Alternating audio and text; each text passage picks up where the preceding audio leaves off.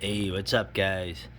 It's the Yule log, and I got my eggnog. You can see that it's kind of dark, but of course, the eggnog is fortified with the American the American drink, rum. eh? Mm. Ooh, nice. Anyways, Christmas season. It's Christmas time. It's almost Christmas Eve.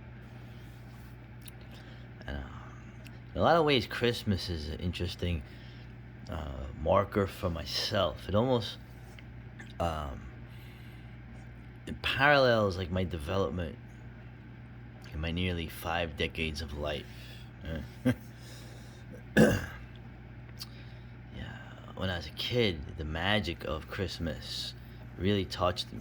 I mean, it was, oh, Santa Claus gonna give me gifts. It's like the whole ambiance, the winter time, the lights, the Christmas lights, the old Christmas lights, the decorations, right?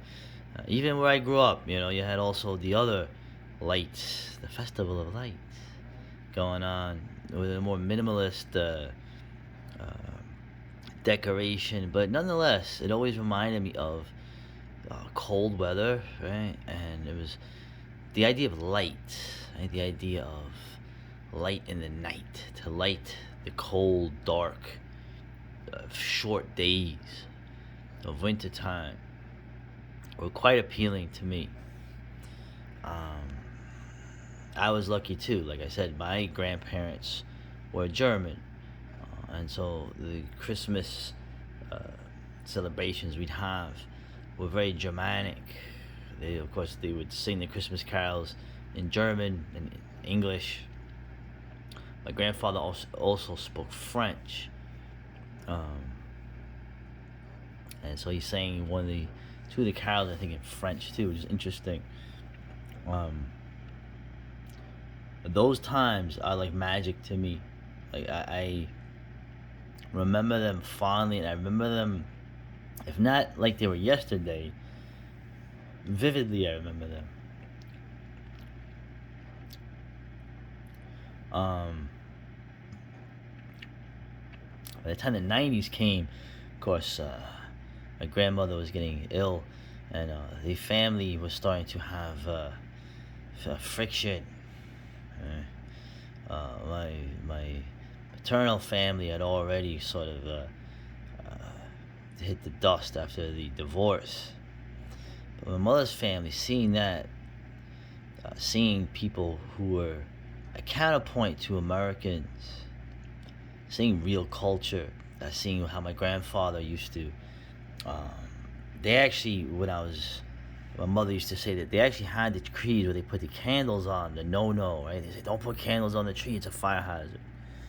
They actually used to do that. By the time I was young, my grandfather would make a wreath out of the cuttings of pine needles and, evergreens, and put white candles around them.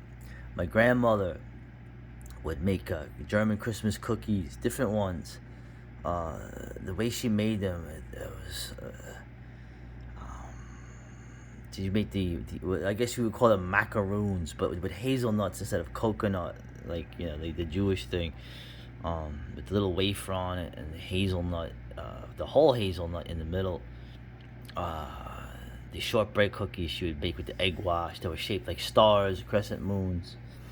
Um, I remember the Stollen, right? She used to make it too, but later on they would just buy it. They actually have them all over Pennsylvania.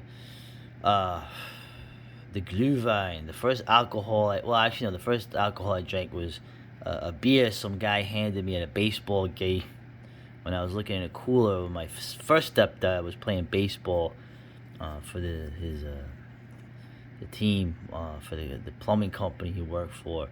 Um, but the alcohol I had drank was the Glühwein, right, which is essentially the German mulled wine, is spiced wine. And my grandfather would make that. A man who never drank alcohol otherwise, he would partake of the Glühwein, right?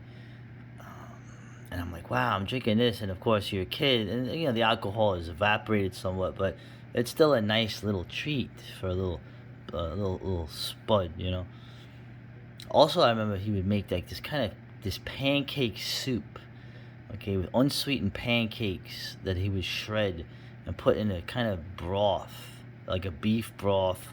I remember he would put chives from his garden in it. Um, those are some of the treats there. The German Christmas, you know, Weihnacht. Um, it was by the time the gifts came out, of course you're a kid, you like gifts, right? But the whole uh, the whole thing was just it was magic. The generations together, the singing in a language that was alien to me, but was a part of me somewhere. The interesting time taken to these food items. And of course, even back in New York, there was so many Christmas lights. The old saying, right? I don't know if people remember this, but if you see a lot of Christmas lights around, you know what that means. That means stay out. I won't say anything else. You can figure out the rest. Of course, the Christmas lights, some of the most ostentatious Christmas lights, are done in the Italian area. Yeah. Um, and those are actually like in Dyker Heights. Those were a place that you would see these guys pull these Christmas lights up. The Italians were very colorful. Of course, out here in Pennsylvania, the old PA Dutch German, a little more minimalist as well. The farmhouses with the candle lights, just a single candle in the window and a wreath, um, adds to the ambiance. Regardless, I'm just reminiscing a little bit. Um, of course, in the '90s, yours truly was very bitter, very negative, very atheistic. Christmas is a lie, right? Christmas is it's garbage, and also the changes were happening. So Christmas was essentially destroyed. The commercialization of it, the Christmas songs coming on, even before Thanksgiving, like the black. I like the black metal, but the Black Friday was sort of the beginning of a new paradigm. I think just to end this commercialization of Christmas, if somehow, for some reason, if any of you are still able to see a commercial of what passes for advertisements today, you will see a very surreal, very vibrant and very alternative Christmas now, side by side with the traditions of what your grandparents and your parents did, European, American, English or otherwise. So I kind of just, like I said, I just now at this point, obviously, am aware of the Yule connections. But to me, it's still always Christmas. Okay, I remember when you still said Merry Christmas, and the Happy Holiday stuff came in that infernal '90s. And also the elevation of a relatively minor holiday to rival that. Just go by any state building, you know what I'm talking about. Whatever, In a lot of ways, to me, this is Yule, right? This is the winter solstice. This is when the sacredness of life of our ancestors in Mother Europe, a place that would be very cold, very unforgiving for a long time.